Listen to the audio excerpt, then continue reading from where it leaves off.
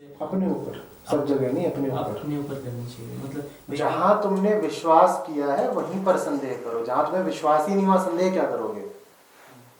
संदेह किसको काटता है? विश्वास को। तो जहां विश्वास है वहां संदेह करो। विश्वास किसको है? तुमको। तो तुम्हें संदेह भी किस पर करना है? संदेह कीमती चीज है, लेकिन इसका यह मतलब नहीं कि तुम दुनिया में संदेह करने लग गए। दुनिया पर जब तुम्हें विश्वास ही नहीं तो दुनिया पे संदेह करो भी नहीं। हाँ, दुनिया के कुछ हिस्सों पर तुम्हें विश्वास है, दुनिया की कुछ आवाजों पर तुम्हें विश्वास है। फिर तुम अपने विश्वास पर जरा प्रश्न उठाओ कि ये जो मैंने विश्वास किया है इसका आधार क्या है। देखो, इससे दो फायदे होते हैं अपने ही विश्वासों पर, मान्यताओं इत्यादियों पर, धारणाओं पर सवाल उठाने से। हम कभी भी पूरा विश्वास तो कर नहीं पाते। पूछो क्यों? क्योंकि हम ही पूरे नहीं है, हमारी जिंदगी में कुछ ही पूरा नहीं, तो विश्वास भी पूरा नहीं है। तो हमारा विश्वास कभी बहुत दृढ़ नहीं होता है। ऐसे दृढ़ विश्वास को मैं कहा कहता हूं कि हथौड़े की चोट देनी चाहिए। उसमें अगर कुछ ऐसा होगा जो भुरभुरा होगा, जो खोखला होगा, तो वो ढह जाएगा। दम ही नहीं है उसमें, तो कैसे बचेगा? और अगर उसमें कुछ ऐसा है जो जबरदस्त है, अखंड अटूट है, तो तुम जान जाओगे भाई साहब ये चीज तो कीमती मिल गई। अपना फिर तुम भाग्य सराहोगे कि कुछ ऐसा मिल गया है जिसको बड़े से बड़ा संदेह भी काट नहीं पा रहा है। ऐसा संदेह कर लेने के उपरांत विश्वास खत्म हो जाता है। या तो वो ढह जाता है या फिर वो श्रद्धा में परिणित हो जाता है, पर अब विश्वास नहीं बचा। मेरी पूछो तो हर विश्वास अंधविश्वास ही है। अंधविश्वास को या तो खत्म हो जाना चाहिए या फिर श्रद्धा में खिल जाना चाहिए, परिणित हो जाना चाहिए, उठ जाना चाहिए। विश्वास जब आरोहित हो जाता है तो श्रद्धा कहलाता है। विश्वास बहुत बीच की चीज होती है। विश्वास में न तुम जानते हो और न ही तुम मानते हो कि तुम नहीं जानते। विश्वास में तुम अपने न मानने को मानने का स्थान दे रहे होते हो। इसीलिए विश्वास को अंधविश्वास कहना ठीक है। ऐसा नहीं कि कुछ विश्वास ही अंधविश्वास होते हैं। सूक्ष्मता से देखो तो प्रत्येक विश्वास अंधविश्वास ही है। तो उस पर तुम संदेह का हथौड़ा जरूर चलाओ, ठीक है? कुछ ढहेगा और कुछ बचेगा। जो बचेगा सो शुद्ध है और वो असली है। अब तुम उसके सामने नतमस्तक हो सकते हो, पर कम बचेगा। 100 चीजों पे चलाओगे संदेह का हथौड़ा तो 2 ही 4 5 बचेंगी। पर अब जो बची हैं उनके बारे में तुम्हें फिक्र नहीं करनी, क्योंकि वो पक्की है। अब तुम्हें फिक्र नहीं करनी। अब तुम कहोगे मैं नहीं, दुनिया आके संदेह करे, मेरी आस्था नहीं डगमगाती।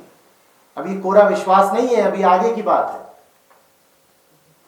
तो बहुत सारे विश्वास रखो मत। सूक्ष्म और एकमुखी श्रद्धा रखो। आचार्य, मैं जिस परिवेश में हूँ वहाँ मुझे अपने से पता नहीं छोटे पन से सेवा करने का मौका बहुत मिलता है। अब मेरे परिवार ने तो ये बहुत एक्सेप्ट किया था। अब मेरे इन-लॉज हाउस में मैं और मेरे हस्बैंड ही है बस।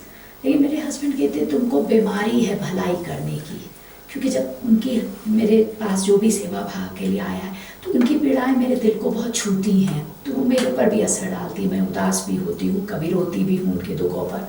तो मेरे हस्बैंड कहते तुम ये सब छोड़कर बस सिर्फ ध्यान और ऋषिकेश और बस इसमें लगो। ये सब तो तुम्हारी एक बीमारी है कि तुम भला करना मांगती हो। मैंने उन्हें कहा भी कि मैंने दलाई लामा जी को पढ़ा, तो उन्होंने कहा हमेशा 2 ही तो चीज़ खड़ी होंगी जब कोई सेवा के लिए आएगा, करोगे या नहीं करोगे। तो मुझे करना ही मेरे भीतर से निकलता है, तो मैं क्या इसको एक कंडीशनिंग मानूंगी? नहीं, कंडीशनिंग नहीं, सेवा करना बिल्कुल बढ़िया है, प्यारी चीज है। बस ये ख्याल रख लीजिएगा कि सेवा का उसको उचित फल मिल रहा है। सेवा में कोई बुराई नहीं। जैसे अभी कोई बहुत बीमार है, एक पागल औरत एक दरवाजे के आगे घायल अवस्था में पड़ी है, कोई हमको बताता है, वो हॉस्पिटल ले जाते हैं, तो जब तक नहीं ठीक होगी तब तक तो उसके साथ जुड़े रहना पड़ता है। तो वो कहते बस तुम्हारी ड्यूटी होनी चाहिए, पहुंचा दिया अस्पताल, अब छुट्टी कर दो। तो तुम जुड़ जाती हो तो तुम खुद भी पीड़ा पाती हो और हमें भी साथ में लपेटती हो। जुड़ना तब बुरा हो गया, समझिएगा, जब एक स्त्री से एक बीमार स्त्री से जुड़ जाने के कारण आप 4 अन्य की सेवा करने से वंचित रह गई, तब तो जुड़ना बुरा है। अन्यथा अगर आप किसी की सेवा मात्र के लिए उससे जुड़ी हैं तो उसमें कोई बुराई नहीं। पर इसमें मैं एक बात थोड़ा सा जोड़ना चाहूंगा। शारीरिक रूप से कोई अस्वस्थ है तब तो बहुत प्रकट है कि उसकी सेवा कैसे करनी है, उसको अस्पताल पहुंचा दिया। कुछ लोग मानसिक रूप से भी अस्वस्थ होते होंगे, आप उनकी भी सेवा, वहां पर बीमारी जरा सूक्ष्म होती है। तो बस ये ख्याल रख लीजिएगा कि आप उनके जीवन में प्रवेश करके वास्तव में उनका भला कर भी पा रही हैं या नहीं, इस बारे में सतर्क रहिएगा। क्योंकि ये हो जाता है कि मनुष्य अपनी तरफ से तो सेवा भाव रखता है, लेकिन वो जो सेवा का कृत्य होता है वो कई बार भलाई की अपेक्षा बुराई कर जाता है, दूसरे को पंगु भी बना सकता है। बन जाता है कई बार। तो उसके प्रति सतर्क रहिए, तो उसके प्रति सतर्क रहिएगा कि मेरी सेवा कहीं इनको और ज्यादा पराश्रित ना बना दे। इन केस ऑफ जैसे मेरे हस्बैंड के ही होता है, अब अपना इंस्टीट्यूट तो मैं ही रन करती हूँ। अब उन्होंने मेरे साथ बस 3-4 साल तक अब तक काम किया है, हम 15 साल से काम कर रहे हैं।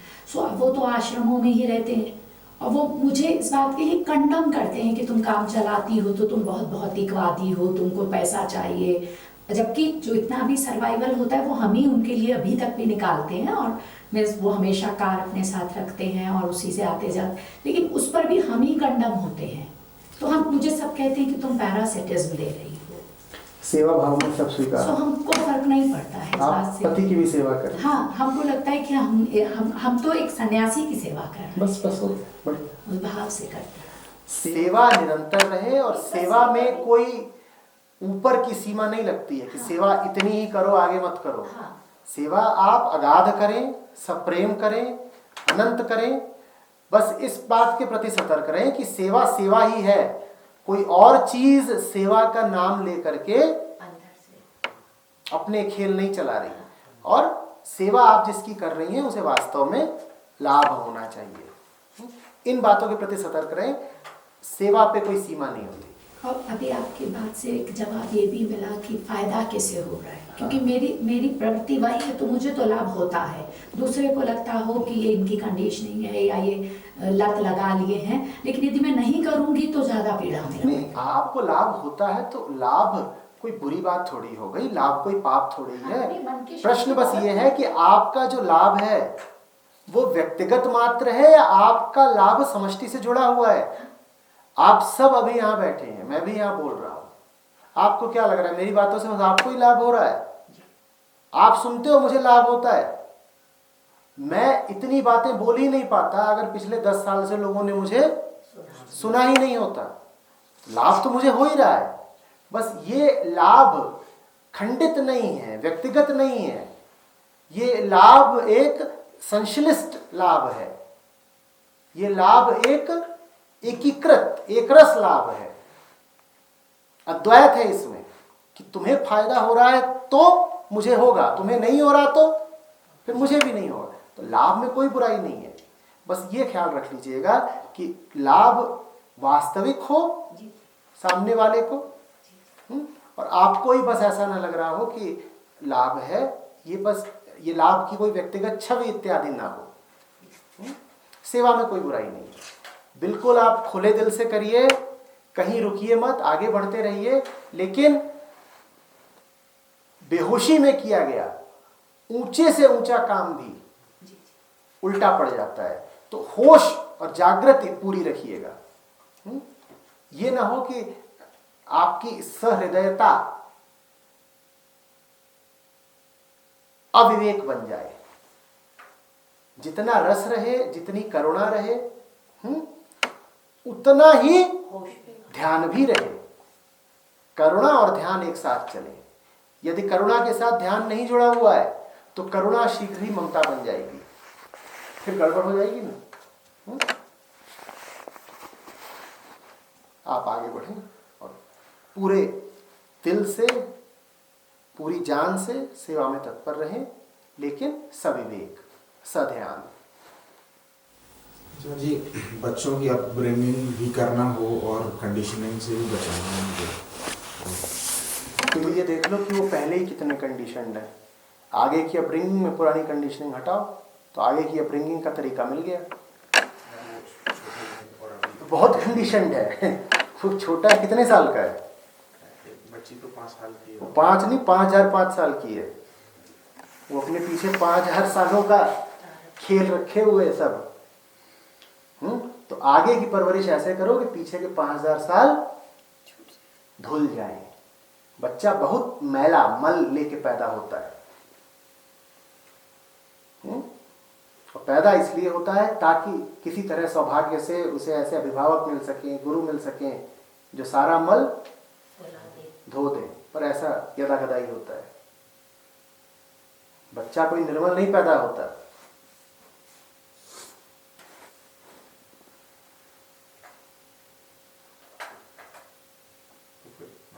देखो कि उसमें क्या क्या गुण पहले ही घुसे हुए हैं, उन सब गुणों से उसको आगे ले जाना है। अच्छे संस्कार और बुरे संस्कार में यही तो अंतर है। अच्छा संस्कार वो जो पूर्ववर्ती संस्कारों को काट दे, और बुरा संस्कार वो जो पिछले संस्कारों के ऊपर वैसे ही चढ़ के बैठ जाए जैसे मैल के ऊपर मैल चढ़ के बैठ जाती है, पहले से जो है प्री एग्जिस्टिंग।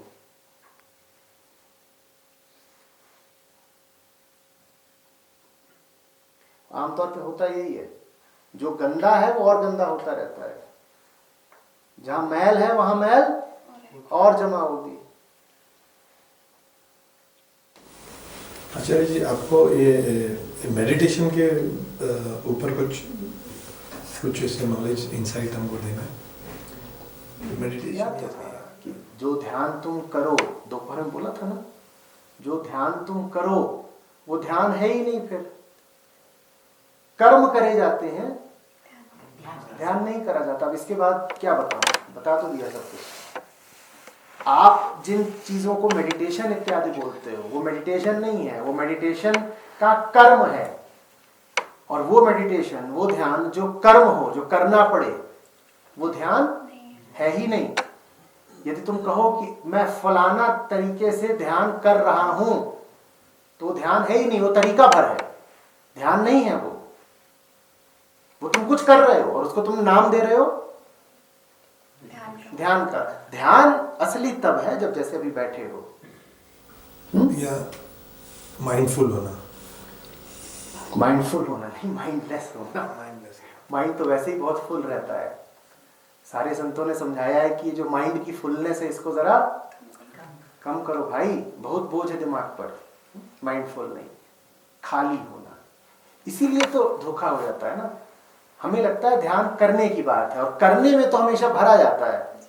करना तो हमेशा तुम में कुछ जोड़ता है। ध्यान खाली होने की बात है। बाहर बाहर कर्म चल रहा है, भीतर भीतर मामला,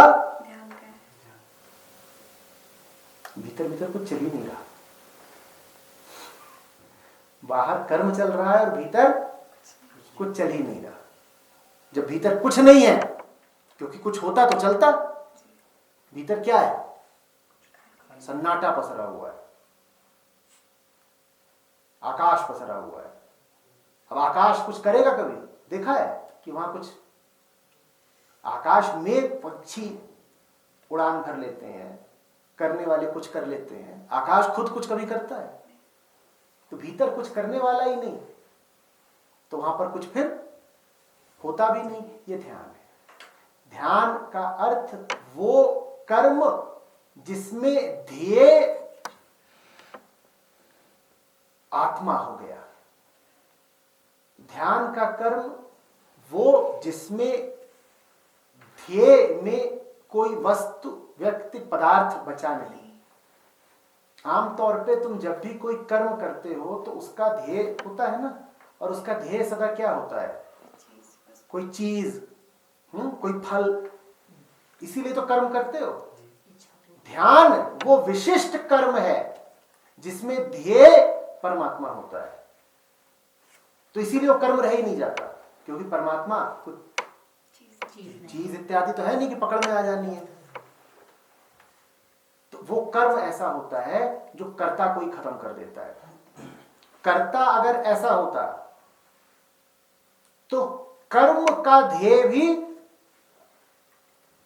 ऐसा होता। ऐसा माने साकार, सीमित, वस्तुगत, भौतिक। अगर कर्ता ऐसा होता तो कर्म का फल भी ऐसा ही होता। अब तुमने कह दिया कि ध्यान का ध्येय, ध्यान है तो ध्येय होगा ना। ध्यान में जो ध्येय है वो ऐसा नहीं है, तो फिर ध्यान में कर्ता को भी ऐसा नहीं रहना पड़ेगा। तो ध्यान में फिर कर्ता को मिट जाना पड़ता है। तो ध्यान ये कर देता है। ध्यान को ऐसा भी कह सकते हो कि ध्यान कोई कर्म है ही नहीं, या ये कह सकते हो ध्यान वो विशिष्ट कर्म है जिसमें ध्येय सांसारिक नहीं, लौकिक नहीं। तुम्हारा मिटना ध्यान है, तुम्हारा कुछ करना ध्यान नहीं है। तुम कहो मैं बचा हुआ हूं और कोई हरकत कर रहा हूं, वो ध्यान है, वो नहीं ध्यान है। तुम अपनी ये रोजमर्रा की चिल्लकों से मुक्त हो गए, ये ध्यान है। क्योंकि हम और क्या है, तुम्हें अपने होने की अनुभूति कब होती है? तुम कब कहते हो मैं हूं? जैसे तुम्हें कोई खतरा आता है, जैसे ही तुम्हें कोई तनाव, कोई उत्तेजना आती है, तुम कहते हो मैं हूं। उत्तेजना खुशी की भी हो सकती है, पर जब तुम में कुछ होता है तभी तो तुम कहते हो कि मैं हूं। अर्थात जब भी तुम्हें तुम्हारे सीमित होने का पता चलता है, तुम कहते हो मैं हूं। तुम्हारी ये जो उठापटक चलती है भीतर की, जब वो होती है तभी तो कहते हो मैं हूं। वो ना हो, तुम शांत हो, तो तुम्हें तुम्हारे होने का पता नहीं चलेगा, नहीं चलेगा ना। तो ध्यान में तुम शांत हो जाते हो। ध्यान में तुम अपनी खींचतान, उठापटक से आजाद हो जाते हो, दूर हो जाते हो। तुम कहते हो ये ध्येय ही नहीं है। अभी ध्येय ऊंचा है तो छोटी मोटी चीजों से अभी हम मुक्त हैं। अब जब तुम छोटी छोटी चीजों से मुक्त हो तो सारी छोटी मोटी चीजें बाहर बाहर घूमती फिरती रहती हैं। भीतर जो ध्याता होता है वो मुक्त बैठा है। छोटी मोटी चीजें सब बाहर तैर रही हैं, चल रही हैं, अपना उठ रही हैं, गिर रही हैं, उनका काम है। प्रकृति का नृत्य अपना काम कर रहा है। भीतर जो ध्याता है वो अपना धुनी रमाए, गांजा पिए, उसे कोई फर्क नहीं पड़ रहा। वो जोगी आ गया है। वो क्या हो गया है? वो जोगिया आ गया है। अब वो योगस्थ है। गांजा सही में मत मार लेना, उससे ध्यान का कोई संबंध नहीं है कि भरोसा नहीं क्या सुन रहे हो क्या नहीं। सर मैं एक चीज जानना चाह रहा था कि जो औघर साधु होते हैं, जो डेड बॉडीज को खाते हैं और वो कहते हैं कि शिव जी की हम पूजा कर रहे हैं, उनकी प्रार्थना कर रहे हैं, तो क्या वो सही चीज है? किसके लिए सही है? मतलब जो उनकी जो प्रक्रिया है, जो उनका पूजा करने का तरीका है, वो जो करते हैं, क्या वो सही है? किसके लिए सही है? और औघरों के लिए सही है? वो तो वो जाने, तुम अपना बताओ। नहीं, अच्छा, मेरे को तो ऐसा कॉमन मैन तो मुझे समझ में नहीं ये आता। बताओ ना कि तुम्हें अचानक आदमी का मांस खाने की याद क्यों आ गई? नहीं, मैं अचानक से उनको वो आपने गांजा बोला तो मैंने उनको जय जय शिव शंकर वाला वो गांजा वो कोरिलेट किया। फिर कोरिलेशन में सर अचानक से मुझे औघर साधु की बात। ये शिविर में आने के लिए हाँ। तुमने उनका भी कुछ शुल्क या दान दक्षिणा अदा किया है? नहीं, कुछ नहीं किया सर। तो तुम यहाँ पर अपने लिए आए हो ना बेटा। नहीं, अपनी जिंदगी क्या ही नहीं बात करते। अच्छा नहीं, मैं आपसे भी ये जानना चाह रहा हूँ। क्यों जानना? क्योंकि अच्छा अभी वहां पे औघड़ बैठा हो, ये औघड़ खड़ा है, ये अंशु है। हाँ। तुम्हें किसके बारे में जानना है? उसे अपने बारे में जानना है। तुम अपने बारे में जानने की जगह उसके बारे में काहे को जानना चाहते हो? मैं आशुतोष, मैं बहुत सेलिब्रेट। ओके। हम यहाँ पर अपने बारे में जनरल नॉलेज के लिए इकट्ठा हुए हैं? सामान्य ज्ञान बढ़ाना है तुम्हें? तुमने पूछा ऑघड़ साधु जो करता है वो अच्छा है या बुरा है, तो मैंने क्या प्रश्न किया? किसके लिए? उसकी वो जाने। अगर वो पूछेगा मेरे लिए अच्छा है या बुरा है, तो मैं पहले पूछूंगा तू बता तू कौन। जो तू है उसके मुताबिक मैं बताऊंगा कि ये तू ठीक कर रहा है या गलत कर रहा है। क्योंकि अगर तुम वहां बैठे हो और तुम्हें यहां आना है तो तुम्हें चलना है अपनी बाईं तरफ, और साधु औघड़ अगर यहां बैठा है और उसे मुझ तक आना है तो उसे चलना होगा नीचे की दिशा में। तो कौन क्या कर रहा है ये निर्भर करता है कि वो है कौन। तुम तो बस अपने आप को ही जान सकते हो। अपने विषय में पूछो कि मैं जैसा जी रहा हूं और मैं जो कर रहा हूं वो मेरे लिए अच्छा है या बुरा। तुम अपना बताओ ना, कैसे जीते हो, क्या करते हो, कहां फंसे हो, क्या संताप है।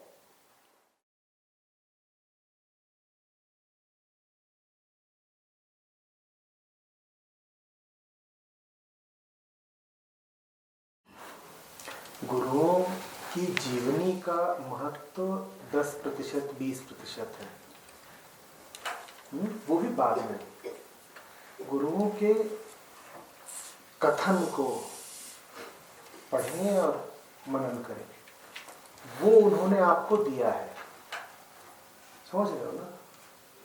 गुरुओं ने जो कुछ बोला है किससे बोला है? आपसे बोला है। तो आपको ध्यान में रख के, आपको दृष्टव्य करके बोला है।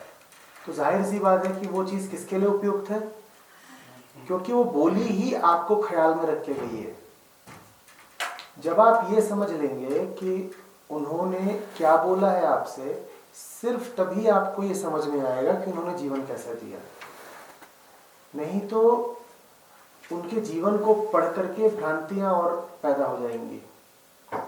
क्योंकि महापुरुषों के जीवन में बहुत कुछ ऐसा होता है जो हमारे साधारण नियम कायदों और ढर्रों से मेल नहीं खाता।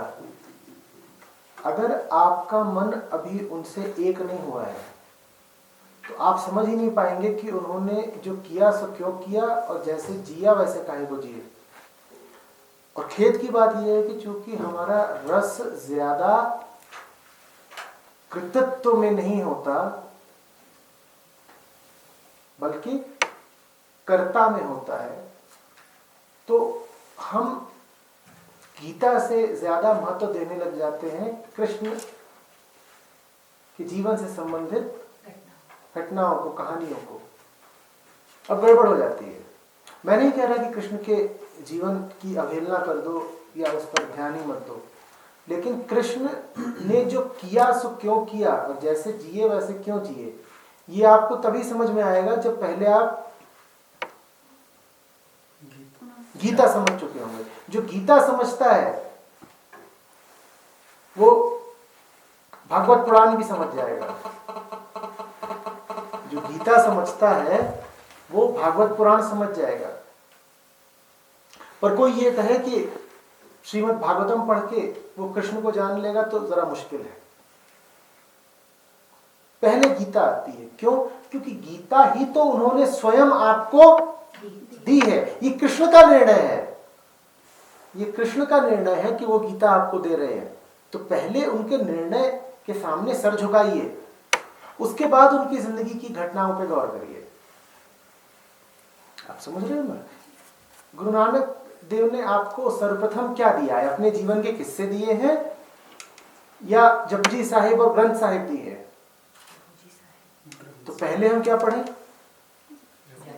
लेकिन दिक्कत ये होती है कि आप जब भी कोई ग्रंथ उठाते हैं तो पहले उसमें क्या आती है? जीवनी आती है। ये सब अनाड़ी लोगों का काम है। वो जीवनी पहले लिख डालते हैं। और आदमी की भी दिलचस्पी किस्से कहानियों में होती है, मसालेदार चर्चाओं में होती है। वो जीवनी मिल जाती है, किससे ब्याह किया, कहाँ नौकरी करी, रुपया पैसा रखते थे कि नहीं, कहाँ जीत मिली, कहाँ हार मिली। ये सब बातें कैसी लगती हैं? जरा चटपटी लगती हैं। तो ये छाप भी पहले दी जाती है। आदमी उसी में उलझा रह गया। शंकराचार्य ने विवाह किया था कि नहीं किया था? और वो मगरमच्छ क्या था जो उन्हें पकड़े बैठा था? अरे भाई, पहले तुम वो पढ़ लो जो शंकराचार्य ने खास तुम्हारे लिए लिखा है, पहले वो पढ़ लो, फिर तुम ये भी जान जाओगे कि उन्होंने जो जिया वो क्यों जिया, कैसे जिया। ठीक है, तो इसका थोड़ा ख्याल रखिए। कभी भी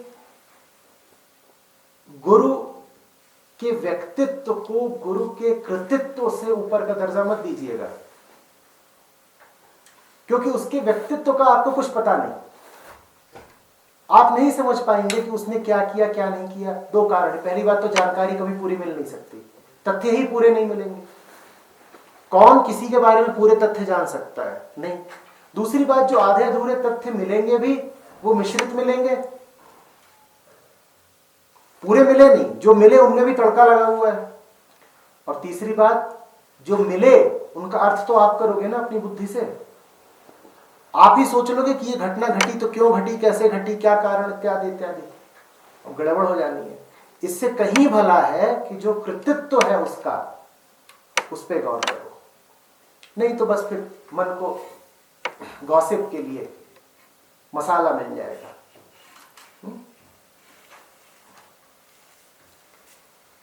इससे कोई ज्यादा धृष्टतापूर्ण और मूर्खतापूर्ण काम नहीं होता कि गुरु को लेकर के मसालेदार चर्चा शुरू कर दी।